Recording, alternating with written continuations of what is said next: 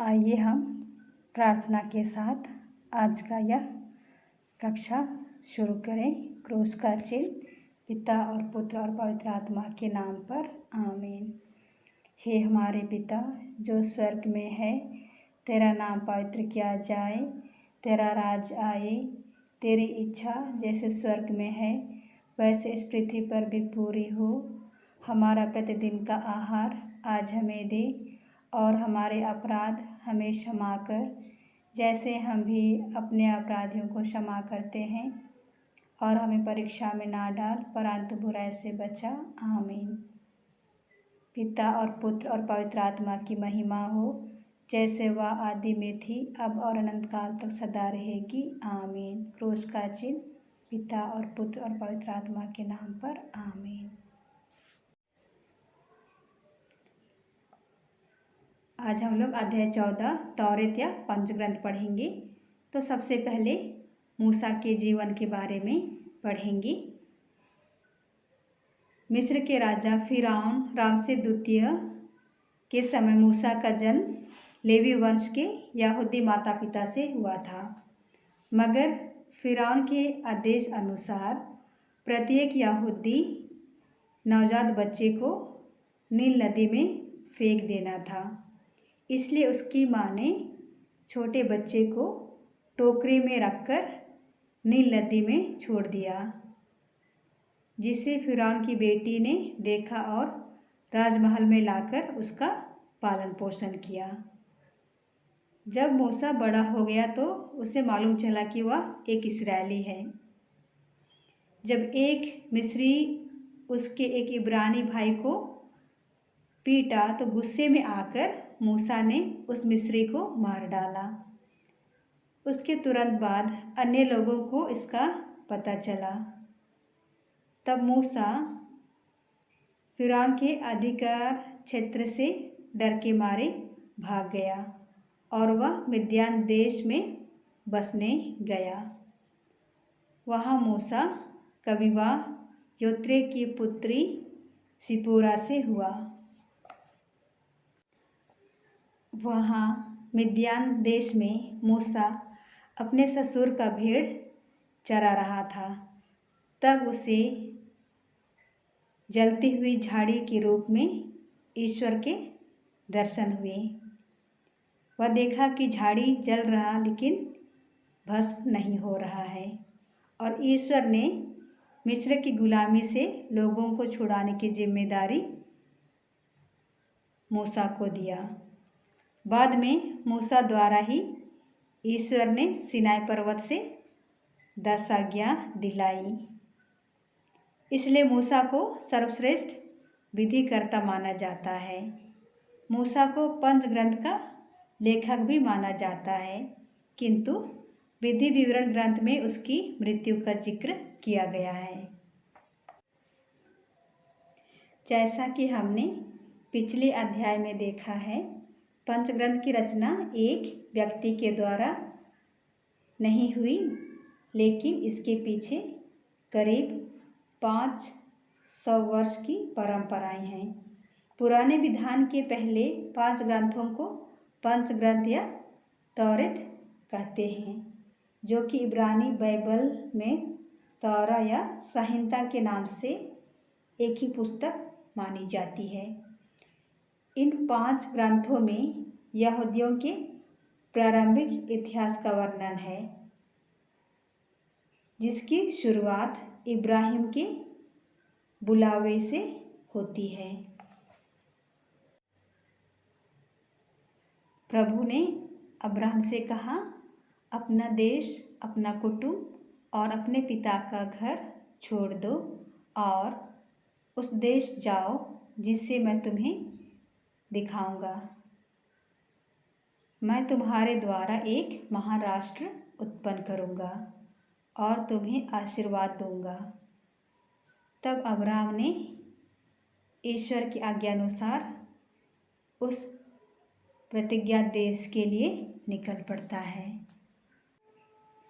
अब हम पंचग्रंथ या तौरेत के सबसे पहला पुस्तक के बारे में अध्ययन करेंगे।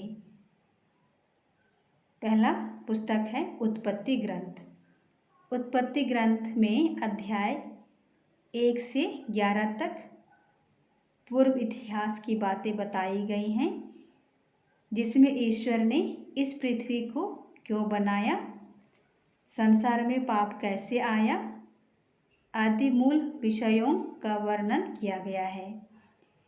इसी ग्रंथ में अध्याय 12 से लेकर 50 तक कुलपतियों के इतिहास का वर्णन है, जिसमें कुलपतियों के संपूर्ण जीवन के महत्वपूर्ण मोड़ पर ईश्वर का हस्तक्षेप देखने को मिलता है। वृद्धावस्था में भी इब्राहिम को संतान मिलना और इसहाक के पुत्र याकूब के 12 पुत्रों में से यूसुफ के द्वारा यहूदियों का मिस्र देश पहुंचना इसी ईश्वरीय हस्तक्षेप का परिणाम है। यहूदियों के मिस्र देश पहुंचने के साथ ही उत्पत्ति ग्रंथ समाप्त हो जाता है। इस प्रकार योसेफ याकूब के वंश को मिस्र देश से जोड़ने वाला नेता है। तौरेत का दूसरा पुस्तक है निर्गमन ग्रंथ। इसमें यहूदियों का मिस्र देश में राजा फिरौन के गुलामी के बारे में बताता है। फिर मिस्र की गुलामी से वे कैसे लाल समुद्र होकर सूखी भूमि से पार कर वे कैसे प्रतिज्ञा देश के लिए निकल पड़ते हैं, और सीनाई पर्वत पर ईश्वर मूसा द्वारा 10 आज्ञाओं का दिया जाना, और कैसे यहूदी मरुभूमि से होकर कनान देश की यात्रा करते हैं, उसका वर्णन निर्गमन ग्रंथ में किया गया है। तौरेत का तीसरा पुस्तक है लेवी ग्रंथ। यह पंच ग्रंथ में तीसरा ग्रंथ है।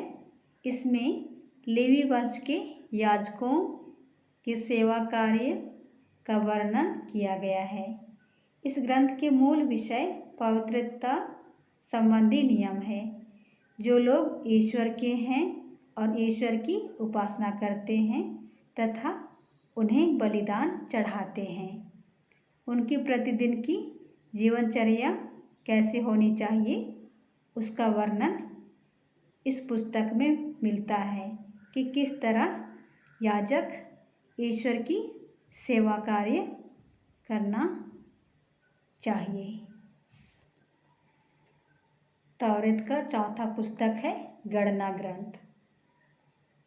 यह ग्रंथ इसलिए गणना ग्रंथ के नाम से जाना जाता है क्योंकि यह ग्रंथ इस्राएलियों के वृत्तांत से प्रारंभ होता है।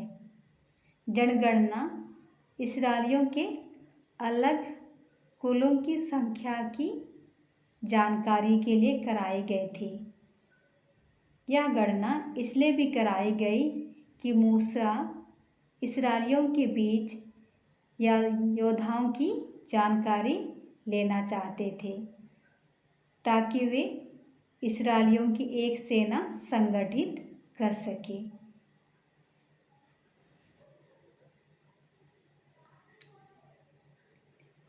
पांचवा पुस्तक है विधि विवरण ग्रंथ।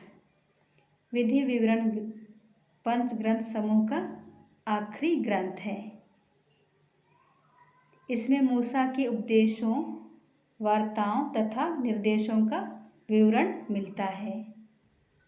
ग्रंथकार के अनुसार मूसा ने ये प्रवचन इस्राएलियों को उस समय दिए जब वे निर्जन प्रदेश की लंबी यात्रा के बाद मोआब के मैदान में डेरा डाले हुए थे और कनान देश पर कब्जा करने के लिए उसमें प्रवेश करना चाहते थे।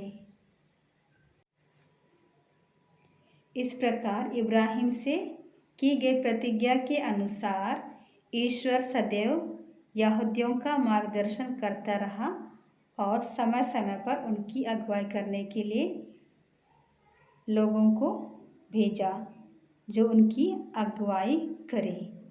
अंत में उन्हें प्रतिज्ञात देश पहुंचाने की जिम्मेदारी यीशुआ को सौंपी गई। वे कठिन परिस्थितियों एवं अत्याचार की घड़ियों में भी लोगों ने ईश्वर के पूर्ण प्रबंध एवं संरक्षण का अनुभव किया। वे कठिन परिस्थिति से गुजरते हुए उस प्रतिज्ञात देश की ओर बढ़ते हैं और वे इस कठिन या विकट परिस्थिति में भी ईश्वर की सुरक्षा का अनुभव करते हैं। ठीक है, आप सभी अध्याय 14 का स्वयं अध्ययन करेंगे।